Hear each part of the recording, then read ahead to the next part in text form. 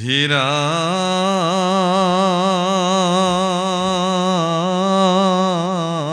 মোরা পিতৃর মাতৃর পাশে সরিলা বন্ধন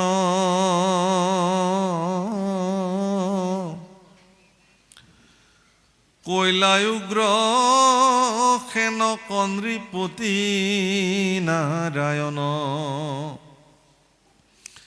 রাম সন্দীপনি গুরুগৃহে পঢ়িলা শাস্ত্র ক গুরুক দক্ষিণা দিলা মৃতক পুত্ৰক ৰাম সমে মথুৰাক পুনৰূপী আখি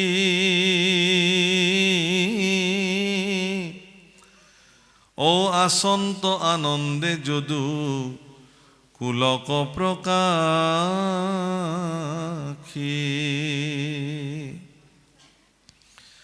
শুকনিগদতি শুনি উক পৰীক্ষিত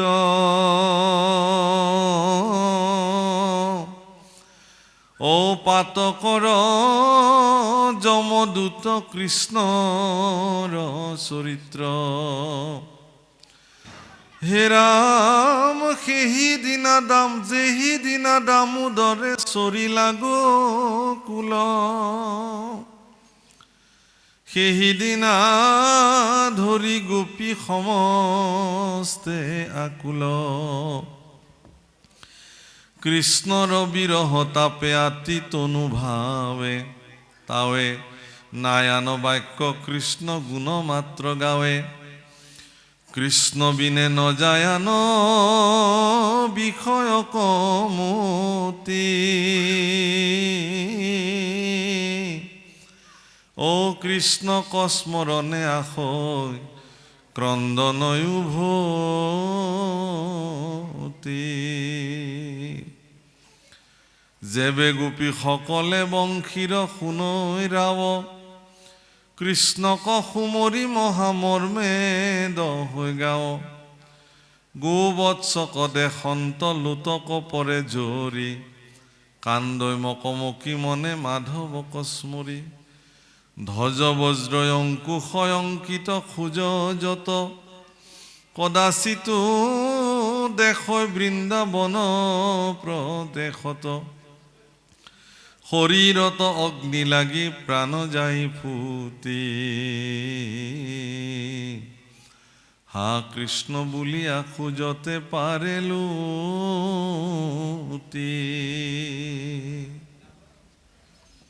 গোপীসকলৰ কাৰণে কৃষ্ণ মহাধন প্ৰাণ প্ৰভুসকল যিদিনাখন গোপীসকলে ভগৱান কৃষ্ণৰ নিমিত্তে গৃহ বাস পতি পুত্ৰ সকলোকে পৰিত্যাগ কৰি বৃন্দাবনলৈ আহিছিল ভগৱান কৃষ্ণই তেওঁলোকক সুধিছিল যে হে গোপীসকল তোমৰা সবে পতি পুত্ৰ ধন জন গৃহ বাস সকলো পৰিত্যাগ কৰি যে মোৰ ওচৰলৈকে আহিলা এইটো বাৰু উচিত হৈছে জানো এইটো উচিত হোৱা নাই এতেকে তোমালোক ঘৰলৈ গুচি যোৱা কিয় যে এই কথাটো সমাজে বেয়া বুলিব পৰপুৰুষৰ সৈতে পৰস্ত্ৰীৰ ক্ৰীড়া ই গৰিহিত কৰ্ম সমাজে ইয়াক গৰিহণা দিব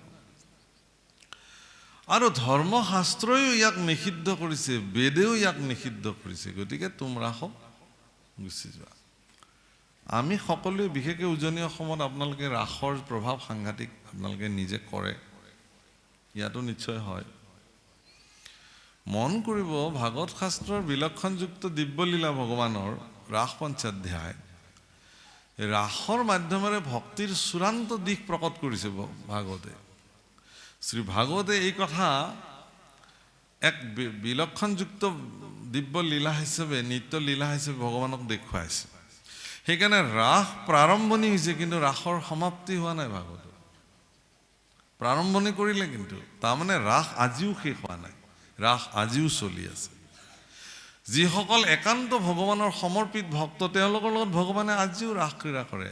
এনে কি ভগৱান ৰামচন্দ্ৰয়ো ৰাসক্ৰীড়া কৰা বুলি উল্লেখ আছে, কিন্তু সেই ৰাসক্ৰীড়া গুপ্ত ৰাসক্ৰীড়া আছিল, প্ৰকাশ্যে কৰা নাছিল। ভগৱান গোকুল কি কয় নিত্যধাম বৈকুণ্ঠতো ভগৱানে ৰাসক্ৰীড়া নিত্য ৰাসক্ৰীড়া কৰে, কিন্তু সেইবিলাক কোনেও নেদেখে। কিন্তু পৃথিৱীত দ্বাপৰ যুগত ভগৱান কৃষ্ণ মোৰ কানহায়ালাল দৈৱকীনন্দন কৃষ্ণ কিন্তু খোলাখুলিকে সকলোকে দেখুৱালে। কিহৰ কাৰণে? এটা প্ৰমাণ কৰিবৰ কাৰণে। আপোনালোকে চাব যে ভগৱান আৰু ভক্ত, আপোনালোক ভক্ত আৰু ভগৱান, ভগৱান আৰু ভক্তসকলৰ মাজত এখন প্ৰাচীৰ থিয় হৈ আছে, বেৰ এখন থিয় হৈ আছে, বাধা। সেই প্ৰাচীৰখনৰ কাৰণে আমি ভক্তবিলাকে ভগৱানক সততে নাপাওঁ। প্ৰাচীৰখনৰ নাম কি? মায়া। প্ৰাচীৰখনৰ নাম হ'ল মায়া। সেইখন প্ৰাচীৰ কেৱল মাত্ৰ নহয়, মায়া হ'ল পৰীক্ষা। আপুনি কিমান স্তৰৰ ভক্ত, ভগৱানক প্ৰাপ্তি কৰাৰ অধিকাৰ আপোনাৰ আছে নে নাই, তাৰ এক এক পৰীক্ষা মায়াই আপোনাক কৰিব। তাৰপিছত বাট মুকলি কৰিব আপুনি ভগৱানক পাব।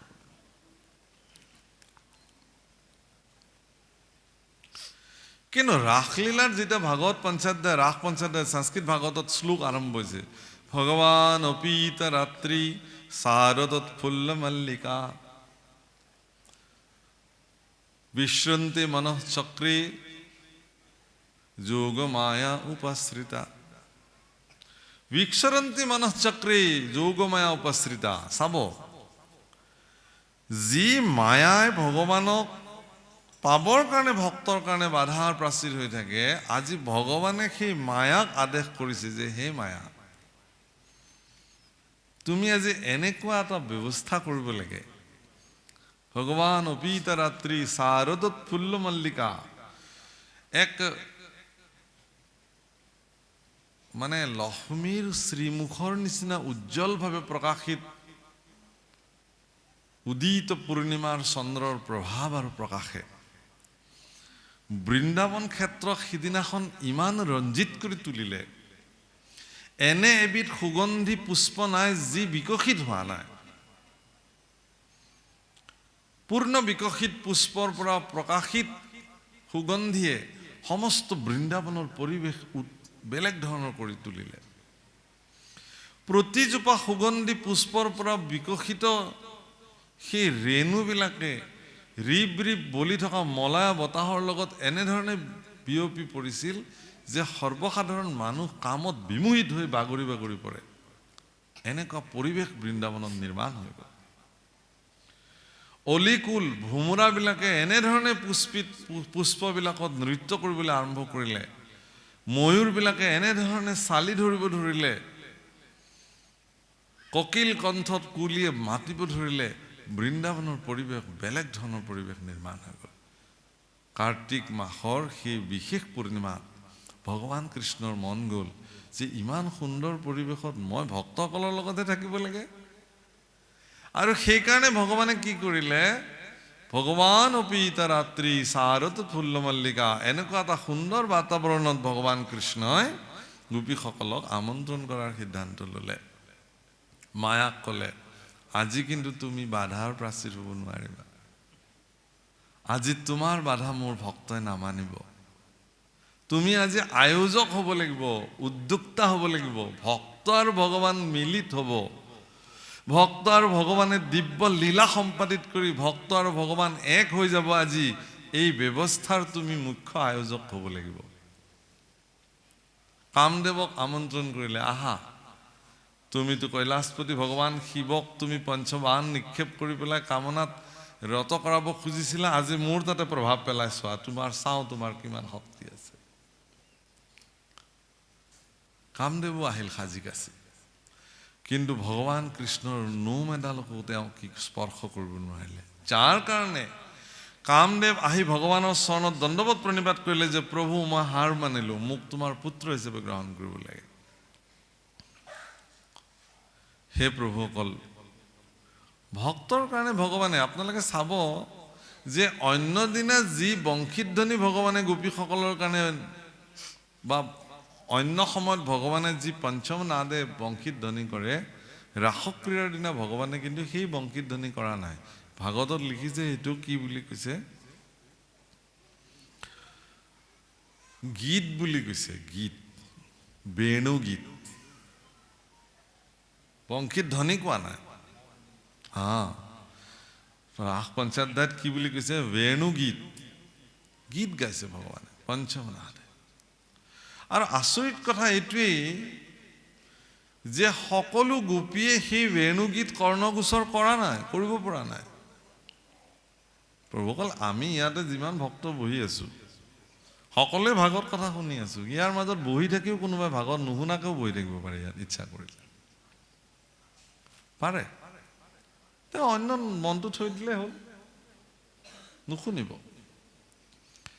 গোপীসকলে ভগৱানৰ বেণু গীত সকলো গোপীয়ে শুনা নাছিল। কোনবিলাক গোপীয়ে শুনিলে তেতিয়াহ'লে?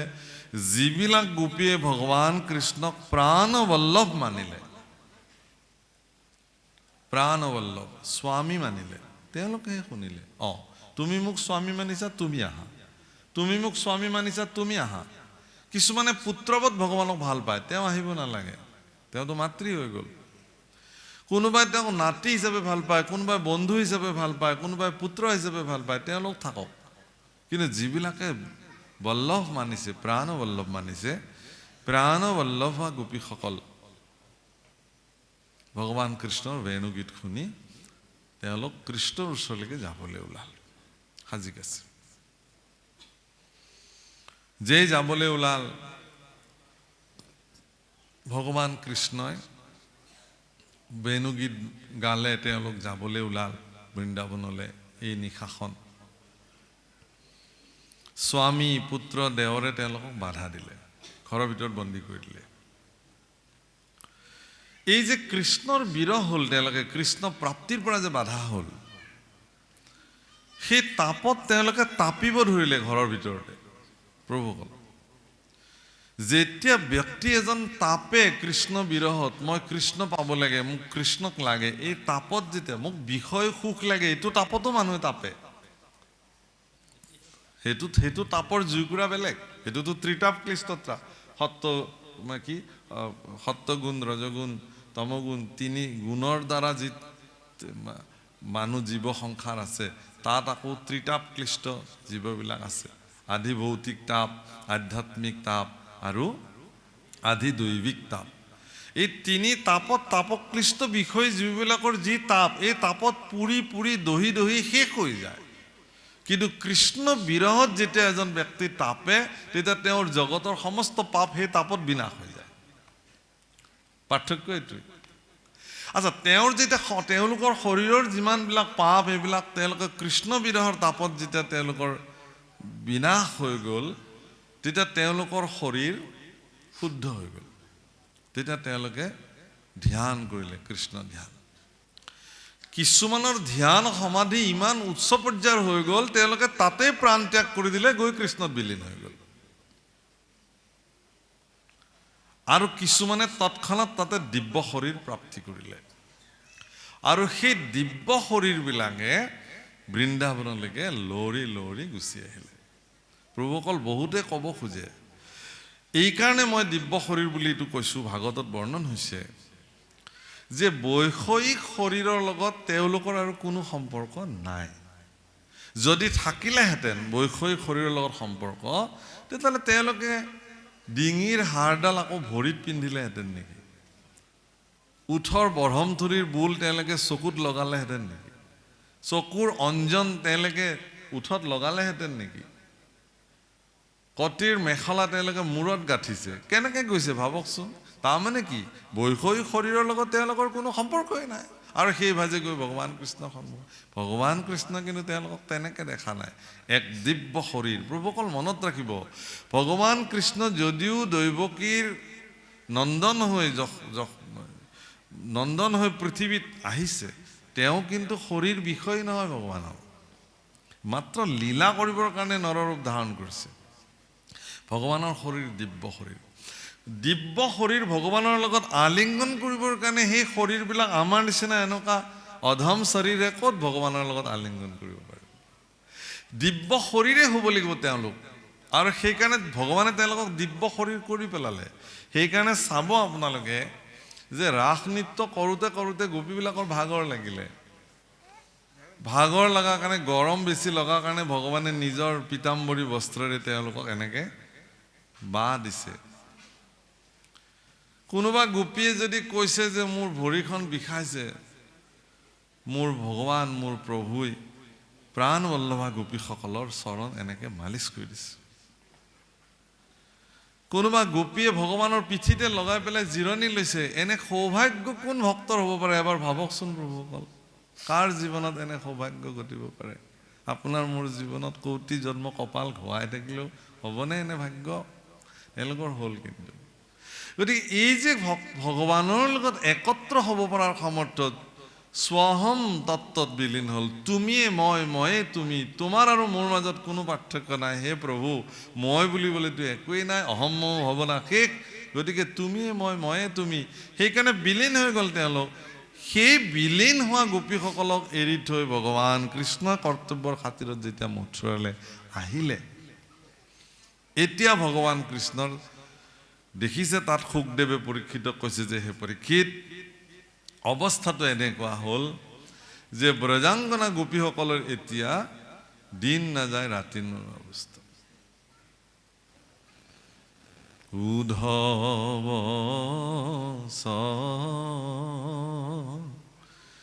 লহু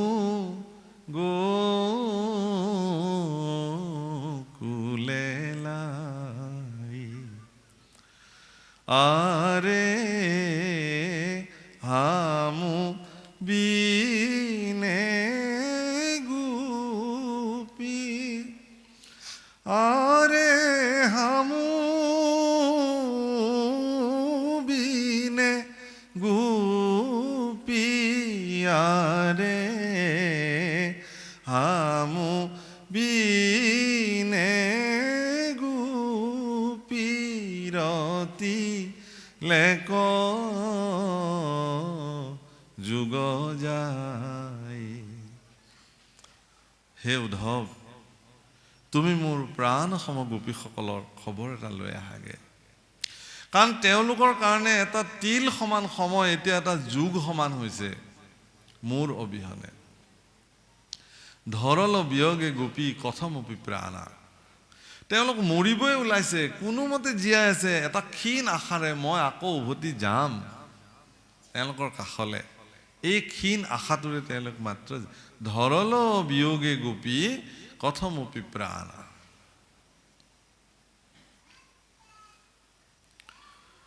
গতিকে তেওঁলোকে কেতিয়াবা খোজকাঢ়ি গৈ দেখিছে যে বৃন্দাবনত ভগৱান কৃষ্ণৰ পদচিহ্ন ধ্বজ বজ্ৰ অংকুশ পদ্ম পঞ্চচিহ্ন বিদ্যমান হৈ আছে।